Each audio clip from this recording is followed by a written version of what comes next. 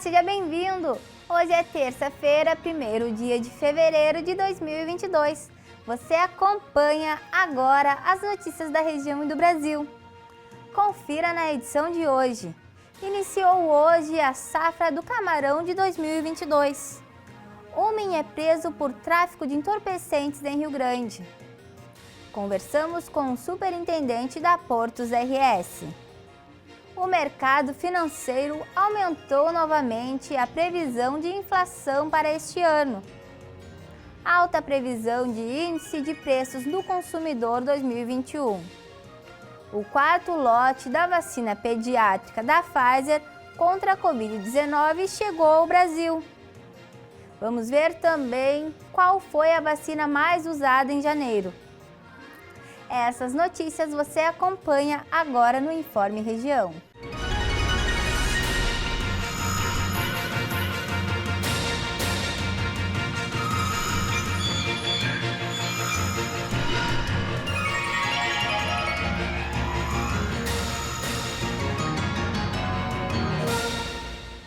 Iniciou hoje a safra do camarão de 2022. A perspectiva é animadora para os pescadores do Rio Grande do Sul.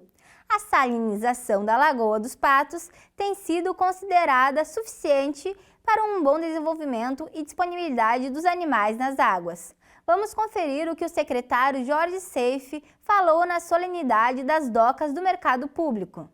Olha, nós aguardamos uma safra excelente, nós precisamos ser otimistas e com certeza contar com a ajuda do Papai do Céu. São questões que estão fora do controle de todos nós, né? O mundo inteiro sofre com questões ambientais, chuva de um lado, secas do outro, incêndios do outro, mas nós cremos, né?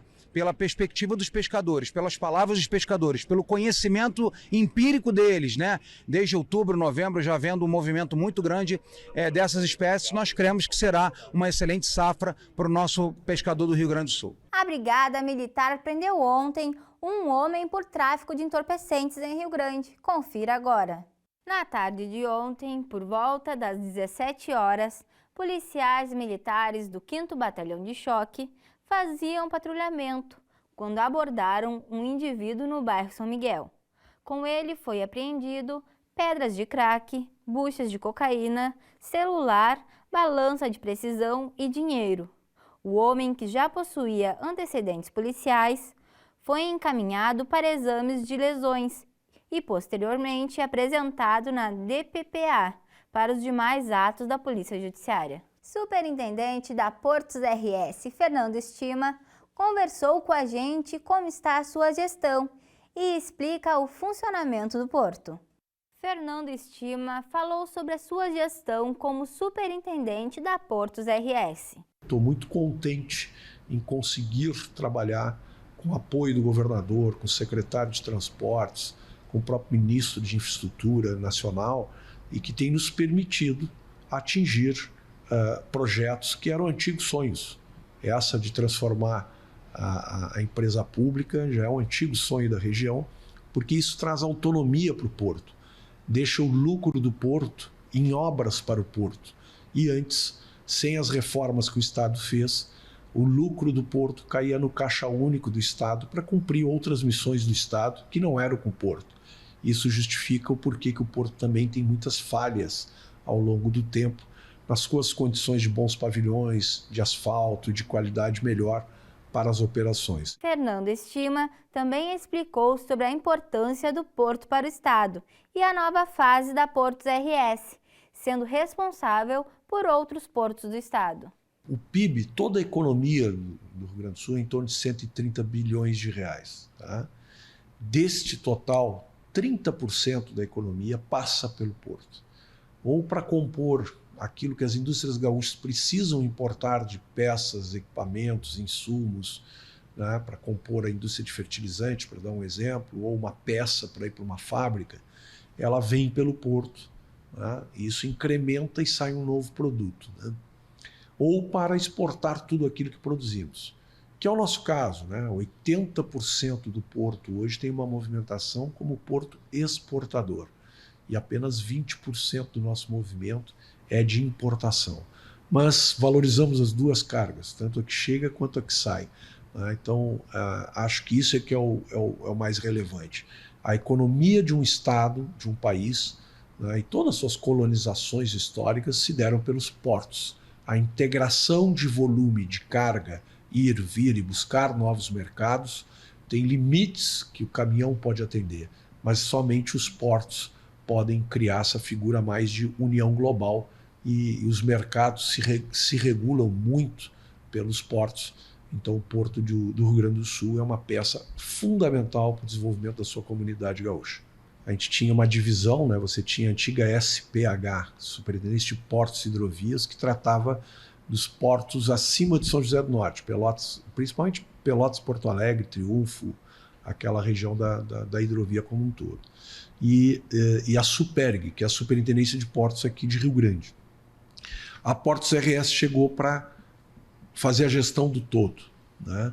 Então, não só nós vamos cuidar do porto marítimo, onde mais de 90% das nossas cargas estão relacionadas, mas também de toda a hidrovia, que é também público, que tem o que melhorar, né? A hidrovia é um gigantesco ativo, maravilhoso, que a gente poderia estar explorando melhor. São duas áreas que a gente explora ainda muito aquém de outros países, como ferrovia e hidrovia. Na rodovia nós temos um índice de aproveitamento muito bom, mas nesses dois itens, ferroviários e hidroviário, a gente pode melhorar. E amanhã tem a continuidade desse tema. Vamos saber mais sobre o projeto de revitalização do Porto Histórico e as ações do Porto na área ambiental. E o indicador que monitora a intenção de consumo das famílias registrou em janeiro a melhor pontuação desde 2020. De acordo com a Confederação Nacional do Comércio de Bens, Serviços e Turismo. O indicador alcançou 76,2 pontos, o que representou uma alta de 1,1% em relação ao mês anterior e de 3,6% ante janeiro de 2021. O índice foi calculado por meio de 18 mil entrevistas realizadas pela CNC e qualquer pontuação abaixo de 100 é considerada abaixo do nível de satisfação do consumidor, o que se repete desde abril de 2015. Entre os componentes do indicador, o emprego atual teve a maior alta, de 2,6%, e também está no maior patamar, com 97 pontos, ainda abaixo do nível de satisfação de 100 pontos. Isso significa que um percentual maior de entrevistados se sentem mais seguros com seu emprego do que no ano passado. A parcela dos entrevistados que percebeu uma melhora em sua renda em relação ao ano passado subiu de 19,5% para 20,4%. Por outro lado, 37,7% declararam que tiveram uma piora na renda ao longo do ano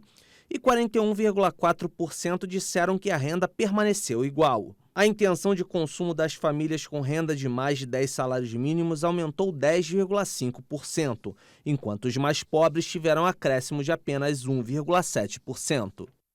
Seguimos falando sobre o mercado financeiro, que aumentou novamente a previsão de inflação para este ano.